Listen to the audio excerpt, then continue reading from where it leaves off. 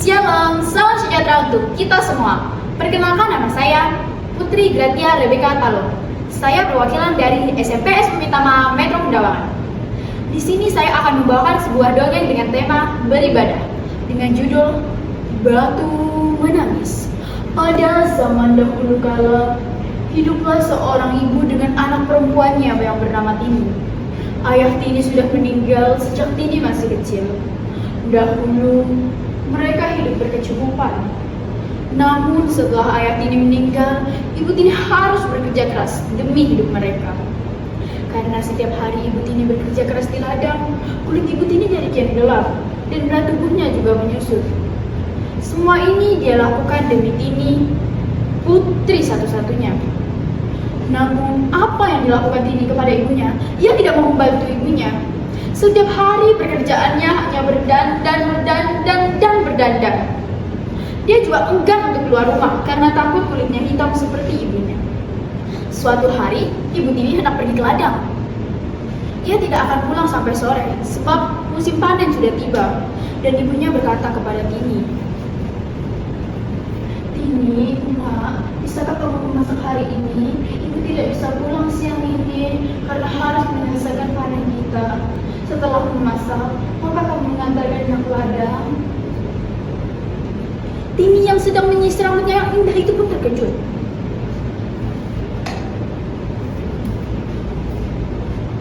"Aku tidak mau, Bu. Jika aku memasak, nanti rambutku bisa bau tungku. Aku habis keramas. Dan jika aku mengantarkan makan ke ladang, nanti kulitku bisa hitam. Aku habis luluran." Ibu Tini yang mendengarnya pun hanya bisa menggeleng-gelengkan kepalanya dengan sedih. Saat di ladang, Ibu Tini bekerja keras mengumpulkan hasil panen yang besok akan dijualnya ke pasar. Ia bekerja keras tanpa mempedulikan perutnya yang lapar. Saat lelah, ia beristirahat sambil meminum air yang dibawanya. Dan ia pun berdoa di dalam hatinya.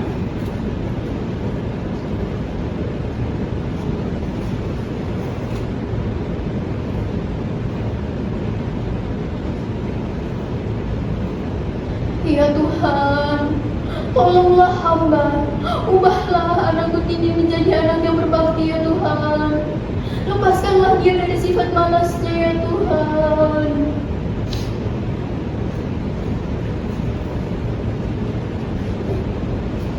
Setelah pulang dari ladang, Ibu Tini pulang ke rumah. Betapa terkejutnya ia melihat tidak ada makanan yang bisa untuk dimakan. Ternyata Tini tidak memasak sama sekali. Dan Tini yang melihat ibunya pulang pun malah marah-marah.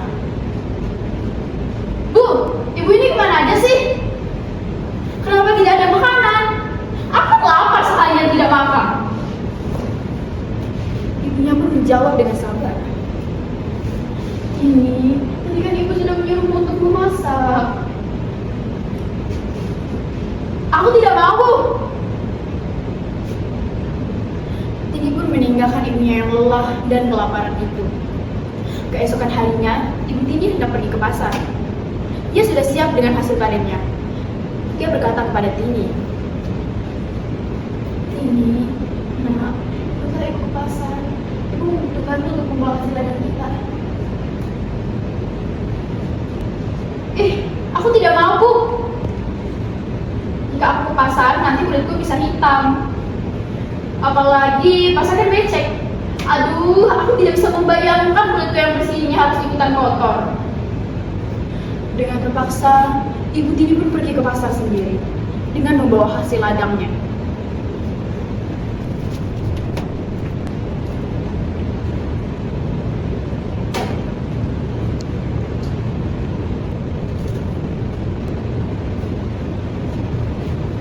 Sorenya, setelah pulang dari pasar, Ibu Tini membawa uang hasil panen.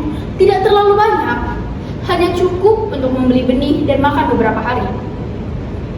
Lalu Ibu Tini pun menghitung uang hasil panennya.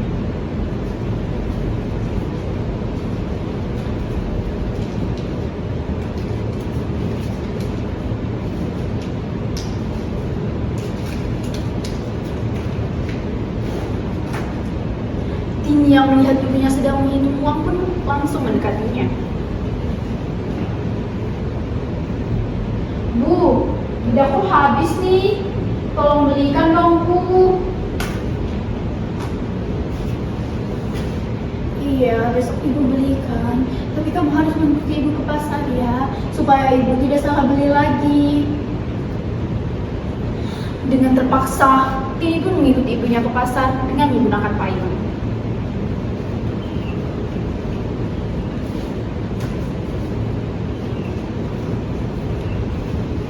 Tapi ia berbisik kepada ibunya, "Bu, nanti kita jalannya jangan berdampingan ya. Ibu di belakangku saja." Ibunya yang penasaran pun langsung bertanya,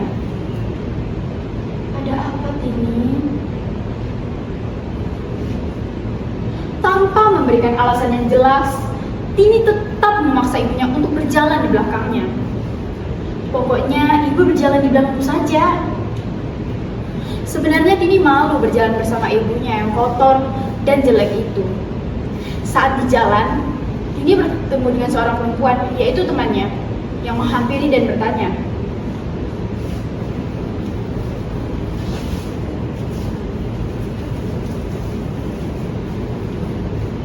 "Hai Tini, kamu mau kemana?"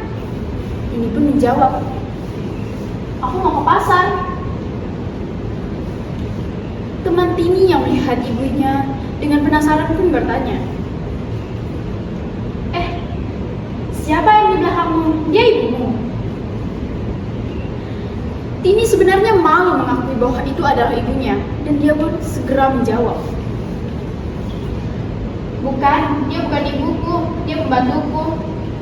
Ih, amit-amit aku memiliki ibu yang jelek dan gelap seperti itu."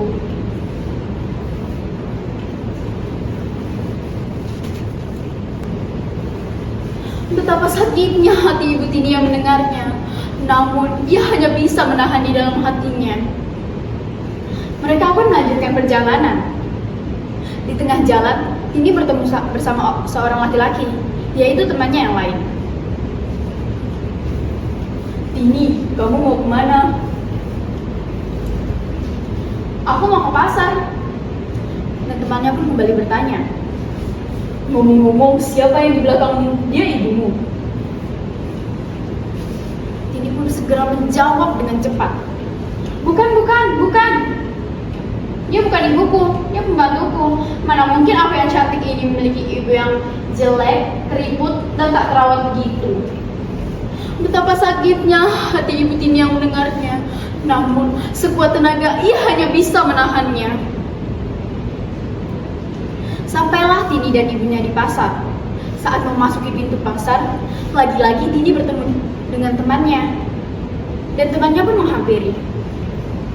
"Hai Tini, tumben kamu ke pasar. Dia siapa?" "Oh, dia pembantuku."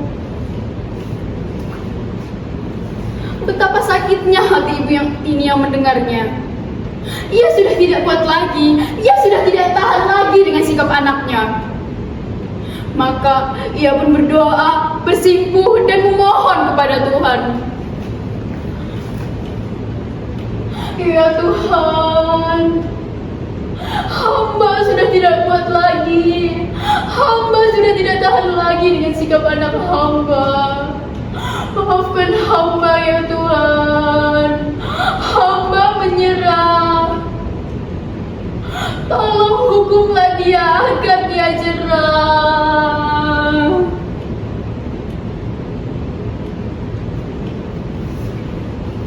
Selesai ibu Tini berdoa, Tini pun menjerit kesakitan.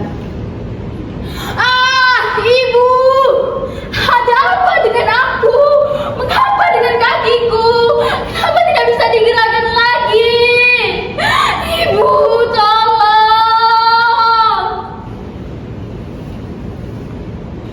Sedikit demi sedikit, Tini pun menjadi batu. Ibunya hanya bisa menangis pilu. "Maafkan ibu nak, ini semua karena perlakuanmu kepada ibu." "Ampun Bu, ampun. Ini tidak akan mengulanginya lagi. Ini berjanji akan berubah. Ini akan berbakti kepada ibu. Ampun Bu."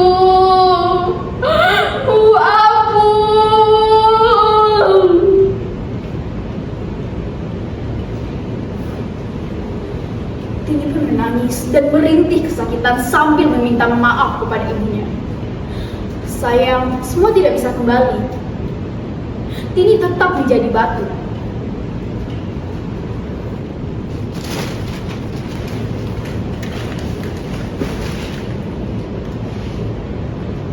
Semua ini dia dapatkan karena perlakuannya kepada ibunya. Dia telah menjaga dan merawatnya hingga ia besar. Sekarang, batu Tini itu pun dipindahkan oleh orang-orang di tebing. Dan sekarang batu itu berada di Kalimantan Barat. Dan dinamakan dengan Batu Menangis.